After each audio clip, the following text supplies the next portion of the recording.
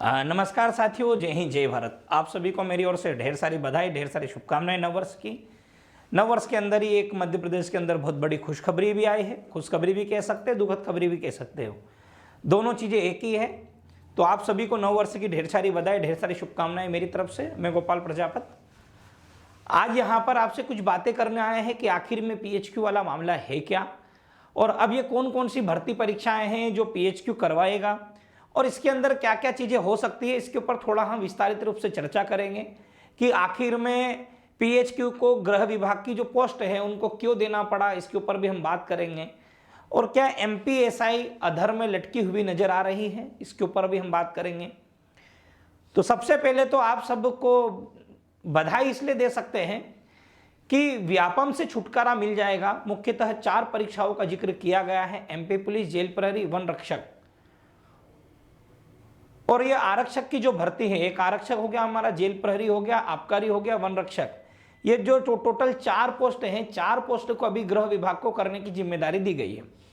और ये कहा गया है कि जल्द से जल्द PHQ के अंदर एक आयोग ऐसा बनाया जाएगा जो यहाँ पर पेपर लेने का काम करेगी।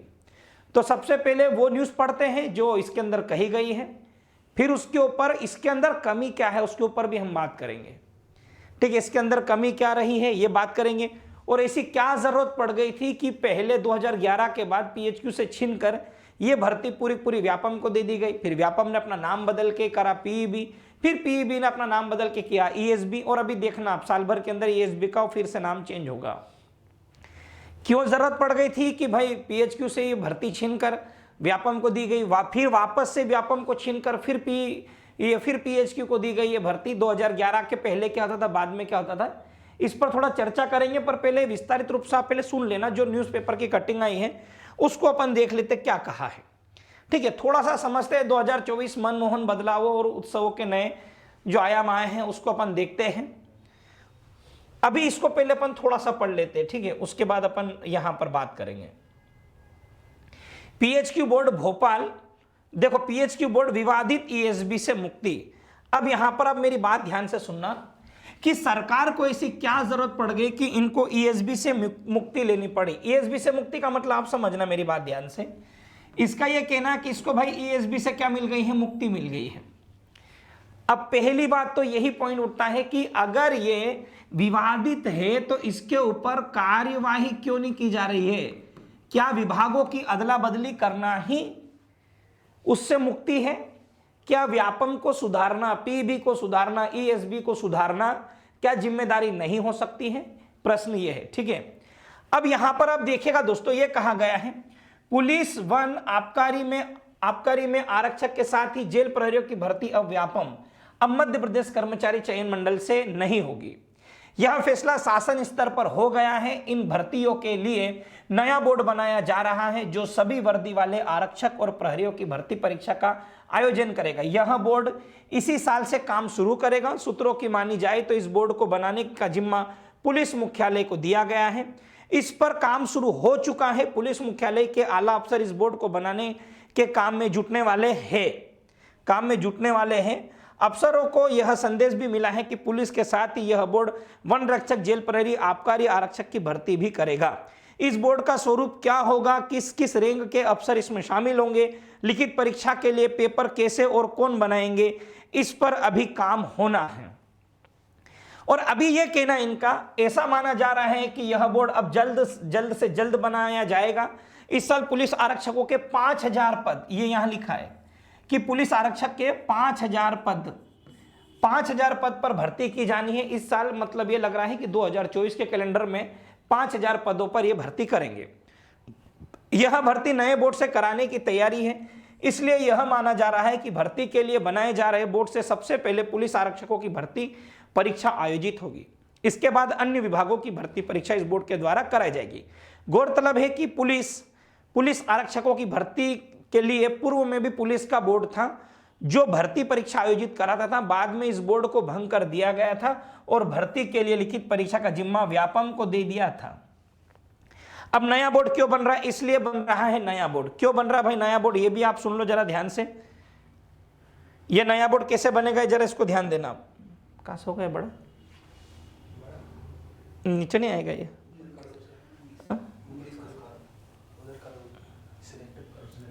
चलो ठीक है ना, अब इधर देख लेना। अब इसमें क्या कहा गया अपन जरा देखते हैं, समझते हैं, फिर अपन इसके ऊपर और बात करेंगे। ये इसका ये कहना, दरअसल प्रदेश में व्यापम द्वारा कराई गई भर्ती परीक्षा इंजीनियरिंग एवं मेडिकल, ये देखना, ये पीईटी की बात कर रहा है, पीईटी और पीएमटी, ये फर्जीवाड़ा हो गए 10 साल हो गए। कितने साल हो गए? लगभग 10 साल हो गए ये फर्जीवाड़ा हो गए, जिस पर मध्य प्रदेश पुलिस और उसके बाद सीबीआई के व्यापक कार्रवाई करते हुए हजारों लोगों पर प्रकरण दर्ज किए गए थे। देश भर में विवादग्रस्त होने के चलते व्यापम का नाम बदलकर मध्य प्रदेश कर्मचारी चयन मंडल ईएसबी किया गया। इसके बाद भी भर्ती परीक्षा में गड़बड़ी होने के आरोप इस बोर्ड पर लगते रहे। इन आरोपों की गूंज प्रदेश के बाहर भी लगातार पहुंचती रही है। इसके चलते अब यह तय किया गया है कि वर्दी वाली भर्ती के लिए नया बोर्ड बनाया जाएगा। ये था। अब जो आपकी और मेरी बात करनी है, पहले उस बात को जरा समझ लेना कि हम लोग क्या बात करने वाले हैं। सबसे पहले आप ये देख लो कि 5000 नए पदों की घोषणा हुई है। उसके पहले एक चीज मैं आपको दिखाना चाह रहा हूं। आप अगर ये चीज देख रहे होंगे जरा ध्यान से, तो इस चीज को थोड़ा गौर कीजिएगा, इसमें क्या लिखा गया है, ये कौन सी भर्ती है, ये भी आप समझ जाओगे। ये है भाई पुलिस मुख्यालय गृह पुलिस विभाग के अंतर्गत ये भर्ती थी, और ये भर्ती हुई थी कौन सी? एमपी पुलिस की हुई थी, ठीक है। और इसका जो एग्जाम हुआ था, वो एग्जाम कब हुआ था, इस बात को आप भली भांति जानते हो, 8वें महीने में हुआ था, अगस्त में एमपी पुलिस का एग्जाम हुआ था। 8वें महीने में एमपी पुलिस का एग्जाम हुआ था। सब चीजें नोट करके रखना। फिर इसके बाद अगर हम जाएंगे तो जेल प्रहरी का एग्जाम कब हुआ था, ये भी देख लो। जेल प्रहरी का एग्जाम हुआ था मई में जेल प्रहरी का एग्जाम हुआ है, और अगस्त में एग्जाम हुआ का एमपी पुलिस का। एक और चीज देखते अपन, यहां पर अगर हम देखेंगे तो आप लोगों ने एक फॉर्म भरा था पटवारी का, उसकी रिपोर्ट भी 30 अगस्त तक देने का कहा गया था, बल्कि ऐसा हुआ नहीं है। तो अब मेरी बात यहां पर आप ध्यान से सुनना कि यहां पर अगर आप भर्तियों का अगर मामला देखते हो तो भर्तियों में क्या क्या चीजें हुई, ये भी अभी मैं आपको बताता हूं। यहां पर क्या क्या मेन मैटर हुआ है वो चीजें समझना ध्यान से। अगस्त में, यहां पर ध्यान देना आप, अगस्त में होती है एमपी पुलिस की परीक्षा। अगस्त में हो गई हमारी एमपी पुलिस की परीक्षा, ठीक है। और मई में आपकी एग्जाम हो गई किसकी? जेल प्रहरी और वन रक्षक की। जेल प्रहरी और वन रक्षक की इन्होंने भर्ती ले ली। और आपका यहां पर पटवारी का एग्जाम भी हो गया था, इनसे पहले ही हुआ था, शायद ये जून जुलाई के आसपास आपका पटवारी का एग्जाम हो गया था, मेरे को जहां तक याद आ रहा है, एग्जैक्ट डेट नहीं पता है। अब मेरी बात ध्यान से सुनना आप, नया बोर्ड बनाकर हमसे यह कहा गया है कि 5000 आरक्षकों की भर्ती की जाएगी। मतलब यह है कि हमें फिर एक लॉलीपॉप दे दिया गया है, हमें फिर एक लॉलीपॉप दे दिया गया है कि 5000 पदों पर भर्ती लेंगे। हमारा प्रश्न यह है कि क्या ये जो आपने एमपी पुलिस का एग्जाम लिया था अगस्त, सितंबर, अक्टूबर, नवंबर, दिसंबर, और ये आ गया भाई साहब जनवरी, क्या आप किसी भी एग्जाम को 4 से 5 महीने तक आपने रिजल्ट क्यों जारी नहीं किया? प्रश्न ये भी है। और यहां पर अगर आप देखोगे वन रक्षक का एग्जाम हुए लगभग हो गए हैं 7 से 8 माह, 8 मंथ में ये रिजल्ट भी इन्होंने नहीं दिया है। और ऐसे कई रिजल्ट हैं, और ऐसे कई रिजल्ट एग्रीकल्चर वाले भी, ग्रुप 2 सब ग्रुप 4 का एग्जाम हुआ था, उसको भी होल्ड पे रखा। पटवारी वाला तो पता नहीं क्या है, मुझे लगता है पटवारी में जो फर्जी लोग हैं उनको बचाने का काम चल रहा होगा बड़े पैमाने पर, अन्यथा सरकार अभी तक कोई परिणाम दे देती। इसमें जो दोषी है उनको जेल में डालो, और जो ईमानदारी से पास हुए उनको ज्वाइनिंग दो। ये बात हम शुरू से बोल रहे थे और अभी भी ये बात हम बोलते हैं। पर मुझे ये लगता है अब कि यहां पर कोई भर्ती में रिजल्ट देने की कोई गुंजाइश नहीं लग रही। और मुझे ये लगता है अगर पटवारी का जो रिजल्ट है, अगर ये लोकसभा चुनाव के पहले अगर नहीं आता है, मतलब ये मान लो कि चलो जनवरी में नहीं आता है, तो मुझे नहीं लगता है कि ये फिर फरवरी मार्च में ले जाएंगे। क्यों? इसका मतलब मैं आपको बता देता हूं कि अप्रैल में हमें फिर से चुनाव भी है लोकसभा के। तो ये मुझे लगता है कि लोकसभा चुनाव के पहले कोई भी रिस्क लेना नहीं चाहेगा। रिजल्ट में हो सकता है कुछ विरोध हो जाए, कुछ विरोध कम भी हो जाए, दोनों चीजें हो सकती है। अगर पक्ष में आया रिजल्ट तो सभी लोग समर्थन में रहेंगे, नहीं आया तो मुझे लगता है कि मध्य प्रदेश में युवाओं के आक्रोश को सरकार को झेलना पड़ेगा। तो एक चीज समझ में ये नहीं आ रही है कि रिजल्ट में इतना लेट क्यों हो रहा है। बच्चा 3-3, 4-4 महीने से कंटिन्यू ग्राउंड में जा रहा है और दौड़ रहा है, पर भर्ती के रिजल्ट के नाम पर कुछ भी नहीं आ रहा है। अभी तक इन्होंने फिजिकल करवाने के लिए बात यह कही जा रही थी कि हम टेंडर दे देंगे, और टेंडर अभी तक दिया नहीं गया है फिजिकल वाले बच्चों का। पहले इनकी मीटिंगें हुई थी पर वहां निर्णय नहीं हुआ है कि ये टेंडर दे दे, तो ये दोनों परीक्षाएं अधर में पड़ी हुई है। पर यह है कि जो नए स्टूडेंट हैं उनके लिए यह है कि इस साल 5000 पोस्ट आएगी। अब कब आएगी राम जाने भाई, क्योंकि राम जी तो आ गए, अब राम जी ही जानेंगे कि कब आएगी पोस्ट, तो इस पोस्ट का कोई भरोसा तो है नहीं। पर यह है कि पीएचक्यू को क्यों दिया गया। अब पहला प्रश्न यह है हमारा कि यह पीएचक्यू को क्यों दिया गया भाई। ये पीएचक्यू का फुल फॉर्म आपको पता होगा, पुलिस हेडक्वार्टर। 2011 से पहले जो भी एमपी एसआई और एमपी पुलिस की जो भर्तियां होती थी वो पूरे की पूरे पुलिस हेडक्वार्टर के अंदर होती थी। यही लोग फिजिकल करवाते थे और यही लोग एग्जाम भी लेते थे। और पहले इतना नहीं था, हर एक जिले में लिस्ट भी लगती थी। 2005-6 में देखोगे तो हर जिले वाइज लिस्ट भी लगती थी, जहां पर जिला मुख्यालय होता था पुलिस का, वहां पर ये लिस्ट भी लगती थी। पर हुआ ये कि उनको ये लगा कि यार हम कुछ एडवांस करना चाहते हैं, इसलिए इन्होंने क्या करा था, यहां से उठाकर पीएचक्यू से उठाकर इन्होंने ये सारी भर्ती कराने का काम किसको दे दिया था, 2011 में व्यापम को दे दिया था। तो फिर इसके बाद एंट्री होती है किसकी, व्यापम की। 2011-12 में व्यापम की एंट्री होती है। और आपको पता है कि अब व्यापम के अंदर इतना झोल हो गया है जिसकी कोई लिमिट नहीं है।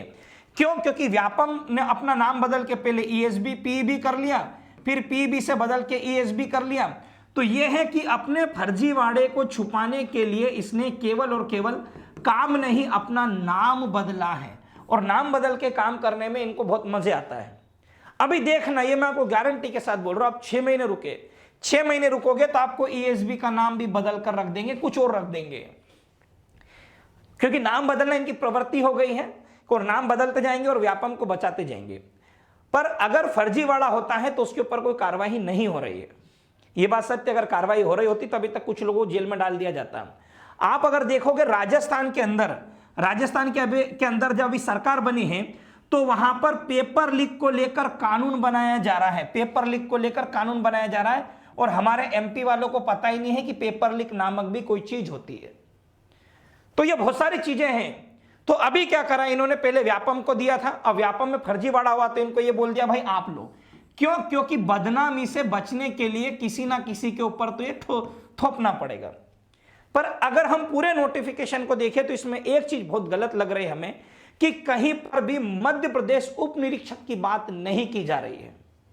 मध्य प्रदेश उप निरीक्षक की बात नहीं की जा रही है। उप निरीक्षक मतलब ये सब इंस्पेक्टर की भर्ती के बारे में कहीं पर भी जिक्र नहीं किया जा रहा है। और यह भर्ती पिछली बार 2017 में हुई थी, 2017 के बाद से अभी तक कोई भर्ती नहीं हुई है। 7 साल के एक लंबे समय अंतराल के बाद भी मध्य प्रदेश में एमपीएसआई की भर्ती नहीं हुई है। ये उन युवाओं के लिए सबसे ज्यादा पीड़ादायक है जो इसकी तैयारी में लगे हैं और तैयारी में ये सोच रहे थे कि यार हम तैयारी कर लेंगे। जनरल की उम्र 28 साल तक थी कि वो अपनी परीक्षा दे सके। अब मुझे ये बताओ, जो बच्चा 22 साल 23 साल 24 साल की उम्र में अगर तैयारी में लगा होगा और उससे हर बार ये एक झूठा दिलासा मिलता अगले साल आएगी या 6 महीने बाद, 8 महीने बाद, 10 महीने बाद परीक्षा आएगी, वो लगातार इसमें लगा रहता है और अपना समय व्यतीत करता रहता है। क्यों? क्योंकि एक उम्मीद रहती है कि यार चलो इस बार तो परीक्षा आएगी और मैं सिलेक्ट हो जाऊंगा। क्योंकि इस वर्ष भी शुरुआत में ही एक कैलेंडर जारी कर दिया गया कि 5000 आरक्षकों की भर्ती करेंगे। और ये क्यों कर रहे हैं भर्ती, मैं आपको बता देता हूं। क्योंकि ग्वालियर और जबलपुर के अंदर इन्होंने कमिश्नरी लागू कर दी है। तो अभी देखोगे आप तो इंदौर और भोपाल के अंदर जो इधर और उधर का जो फोर्स होता था, 2017 में जो बच्चे चयनित हुए थे, कोई अगर मान लो कटनी में, शिवपुरी में और आसपास के जो जिलों में थे, उन सभी को कहां किया गया, इंदौर और भोपाल में ट्रांसफर किया गया। अब यहां पर ऑलरेडी फोर्स की कमी है इंदौर और भोपाल में, और उसके बावजूद भी भोपाल, ये ग्वालियर और जबलपुर में 2 जगह कमिश्नरी लागू की है। तो कमिश्नरी लागू करने के बाद कमिश्नरी तो लागू हो गई, पर जिस तरीके का फोर्स चाहिए वो फोर्स उनके पास अवेलेबल नहीं है। इसलिए इन्होंने ये कहा कि हम इस वर्ष 5000 पदों पर भर्ती करेंगे। बल्कि ये मुझे लगता है ये भूल गए कि जो 6000 जो लोगों के रिजल्ट बचे हैं वो देना पड़ेंगे, वो दिए नहीं है। और मैं आपको एक बात और बता रहा हूं कि इन्होंने केवल एक ही चीज में ज्वाइनिंग दी है, वो कौन सी, आबकारी। मैं आपको बता दूं, अगर आबकारी की अगर अच्छे से जांच कर ली जाए तो आबकारी आरक्षक की जो भर्ती हुई है इसमें 101% फर्जीवाड़ा मिलेगा। क्यों फर्जीवाड़ा मिलेगा, मैं आपको ये बात भी बता रहा हूं।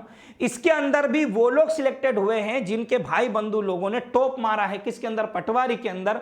उन्हीं के घर परिवार से भी आबकारी में टॉपर बने हैं और ज्वाइनिंग मिल गई है और वो नौकरी कर रहे हैं। अब इसके अंदर मेरिट लिस्ट जारी नहीं किया गया था, आपको पता होगा, वेटिंग लिस्ट दे दी थी इन्होंने, मेरिट लिस्ट जारी नहीं किया गया था, इन्होंने अपने हिसाब से भर्ती कर ली है। बल्कि नियम यह कहता है कि कोई भी एग्जाम अगर होती है तो उसके बाद आपको टॉपर बताने पड़ेंगे। इवन अगर यूपीएससी का एग्जाम होता है, यूपीएससी अपने सभी कैंडिडेट की लिस्ट जारी करता है और सभी की रैंक बताता है, पर भी किसी की भी रैंक नहीं बताए इसने आबकारी के अंदर। तो मुझे लग रहा है कि यहां पर भी एक बहुत बड़ा स्कैम हुआ है जो हम लोगों से छुपाया गया। क्यों छुपाया गया है? क्योंकि आपने देखा होगा, हमने पटवारी के जो रिजल्ट आए थे उसको लेकर जब प्रोटेस्ट किया था और स्टूडेंट ने जो हमें सहयोग किया था और हम जब गलत के खिलाफ लड़े थे, तो उनको यह लग रहा था कि अब आबकारी भी बलि का बकरा बनेगी। तो हो सकता है कि ये चीजें रही होगी, मेरा यह व्यक्तिगत तौर पे मानना है। तो इसी को ध्यान में रखते हुए इन्होंने आनंद फानंद में रिजल्ट देके इनकी ज्वाइनिंग दे दी है।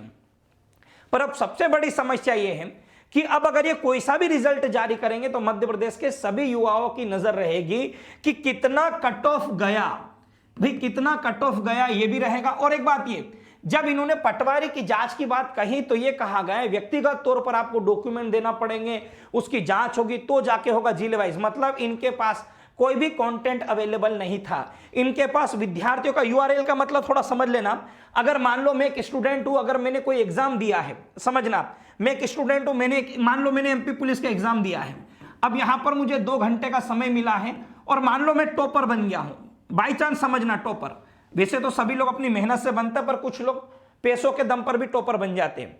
तो इसमें एक यूआरएल करके होता है, इसमें यह पता चलता है कि आपने किस क्वेश्चन को कितना समय दिया, किस क्वेश्चन को आपने कितना समय दिया, यह बातें यहां पर चलती है। ठीक है, आपने किस क्वेश्चन को कितना समय दिया।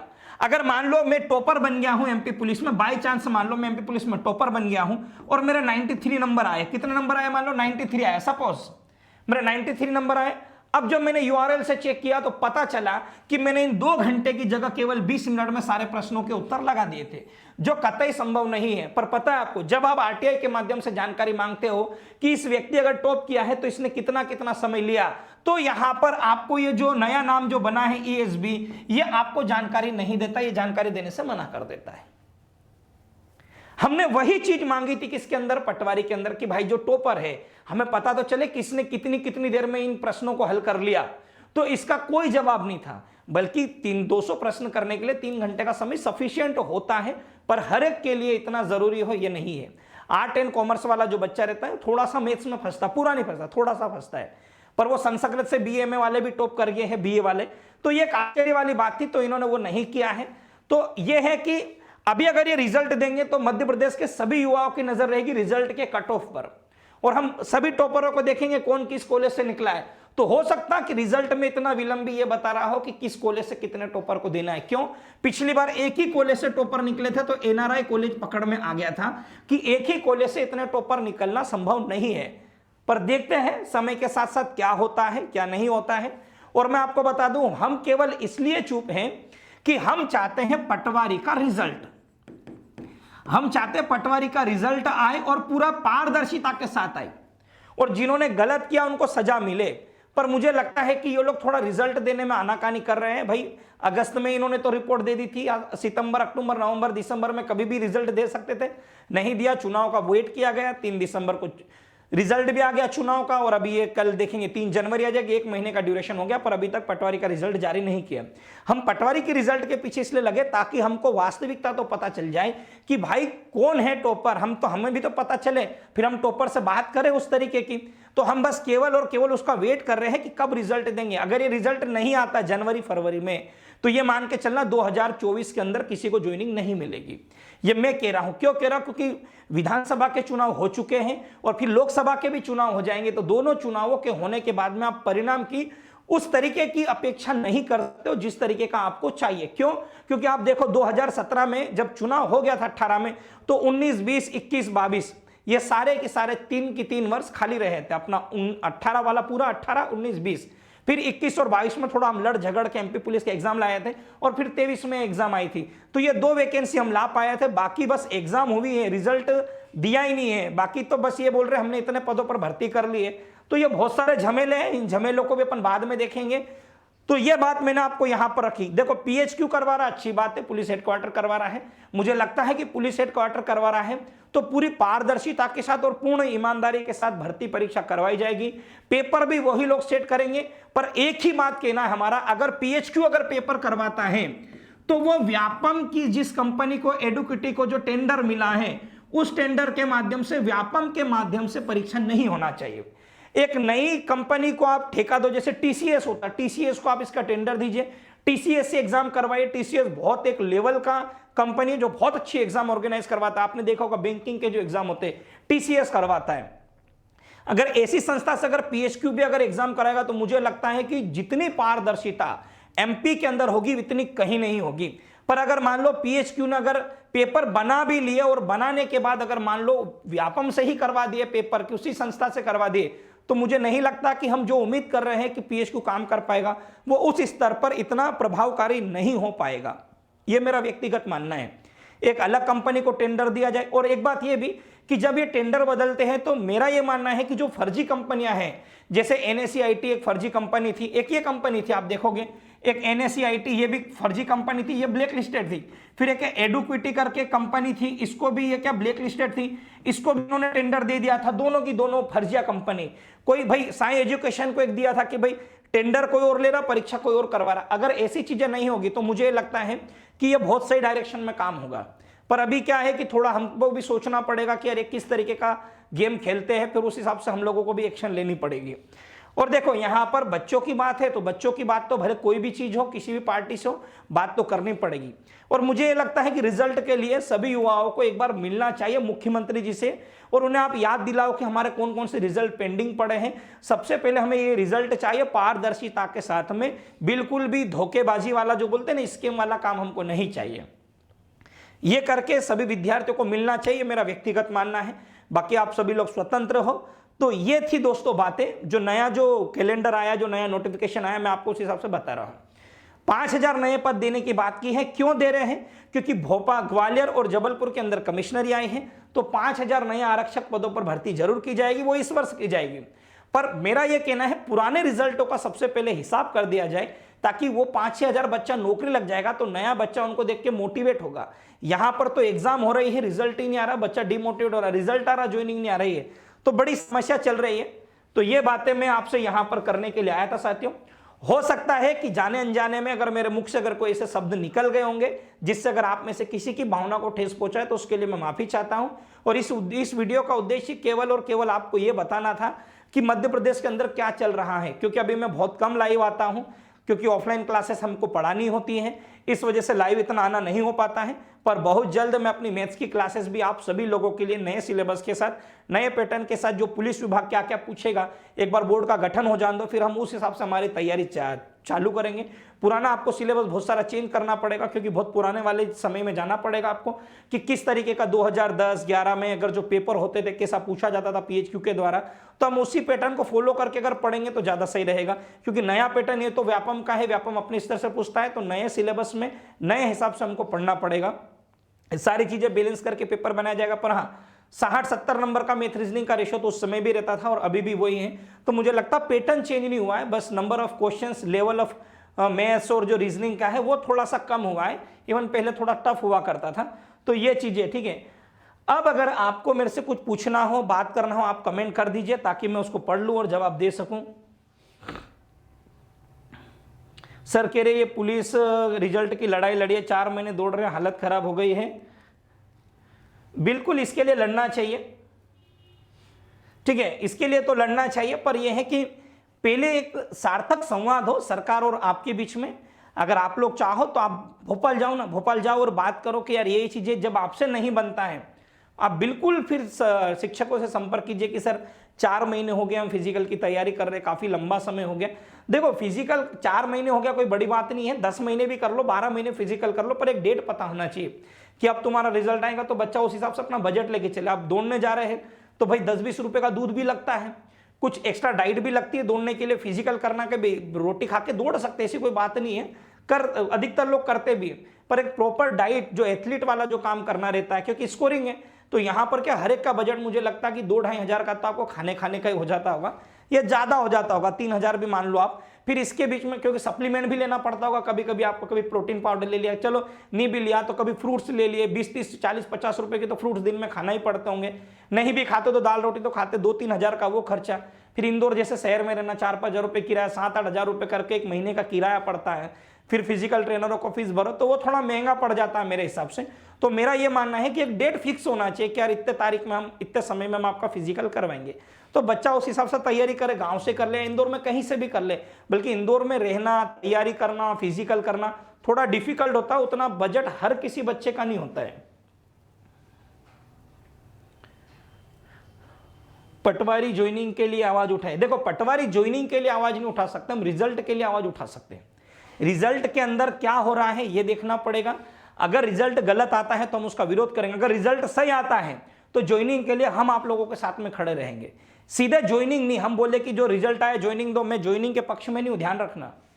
ज्वाइनिंग और रिजल्ट में अंतर है। ज्वाइनिंग मतलब जो पुराना आ गया उसमें ज्वाइनिंग दे दो, आपका ये कहना है भाई, जो आपने जो शब्द कहे मैं वो बता रहा हूं। ज्वाइनिंग का मतलब है जो पुराना रिजल्ट उसमें ज्वाइनिंग दो, ऐसा नहीं। कुछ संशोधन होना चाहिए, जो फर्जी टॉपर उनको बाहर करना चाहिए, और हाँ जो रियल में पास हुआ उनकी ज्वाइनिंग होना चाहिए, पर सभी की ज्वाइनिंग नहीं होना चाहिए भाई।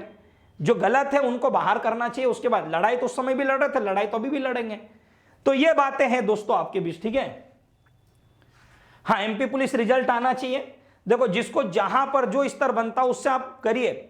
नए मुख्यमंत्री बने, मुझे लगता है वो जल्दी सुनेंगे, जल्दी काम करेंगे। आप जाओ, मिलो तो सही, मिले है नहीं बेटा। और अपन बोल रहे हैं जो भोपाल के अंदर रहते हैं, जो भोपाल के आसपास के स्टूडेंट है, कम से कम वही पहुंचे वहां पर और बातचीत करें तो एक बहुत अच्छा हमको मिलेगा वहां पे डिसीजन, एक बहुत अच्छा निर्णय देखने को मिल सकता है। और देखो फिर बोल रहा हूं, पटवारी का रिजल्ट आना चाहिए, उसके बाद ज्वाइनिंग मिलना चाहिए, सीधे ज्वाइनिंग नहीं मिलना चाहिए। पुराने रिजल्ट का समर्थन ना उस समय था, ना आज है, ना आगे रहेगा। अगर रिजल्ट में संशोधन होता है तो बिल्कुल हम लोग आपके साथ खड़े रहेंगे, और हम ज्वाइनिंग के सीधे पक्ष में थे उस समय भी। पर यह कि फर्जियों के खिलाफ कार्रवाई होना चाहिए उसके बाद में।